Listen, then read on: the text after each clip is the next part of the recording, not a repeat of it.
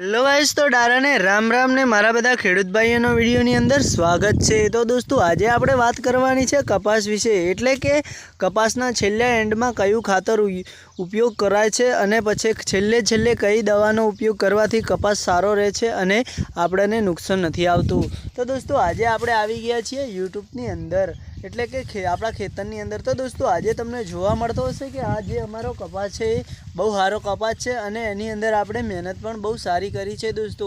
તો દોસ્તો ખેતીવાડીની અંદર તમે કઈ રીતે મહેનત કરો છો, શું કરો છો, કયું ખાતર યુઝ કરો છો અને કઈ દવા યુઝ કરો છો એ મને જણાવવાનું ના ભૂલતા અને કોમેન્ટમાં લખવાનું પણ ના ભૂલતા।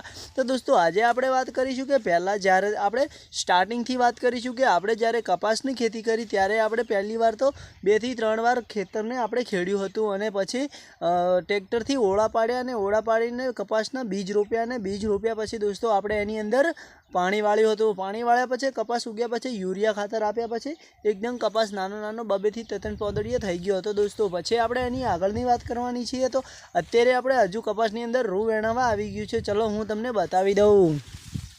તો આ છે દોસ્તો આપણો કપાસને, આપણા કપાસની અંદર તમે જોઈ શકો છો કે આ જુઓ કે રૂ તૈયાર થઈ ગયું છે, એટલે કે કેરીઓ એકદમ સરસ મજાની તૈયાર થઈ ગઈ છે અને દોસ્તો આપણને મોજ આવી રહી છે કે આપણો કપાસ બહુ સારો છે। તો દોસ્તો જોઈ લ્યો કે આપણે કપાસની અંદર ઘણી બધી દવાઓ પણ યુઝ કરી છે અને આવી રીતે આપણે ખેતીવાડીની અંદર ઉત્પાદન લઈએ છીએ। તો દોસ્તો આ છે અમારો કપાસ, તમને સારો લાગે તો દિલથી અમારા કપાસ માટે એક લાઇક કરજો અને અમારા ખેડૂત ભાઈઓ માટે સબસ્ક્રાઈબર કરવાનું ના ભૂલતા દોસ્તો। તો મિત્રો જય માતાજી, આજના વિડીયોમાં આટલું જ। નેક્સ્ટ વિડીયોમાં ફરીથી મળીશું, તો અમારા આ વિડીયોને શેર કરવાનું ના ભૂલતા દોસ્તો।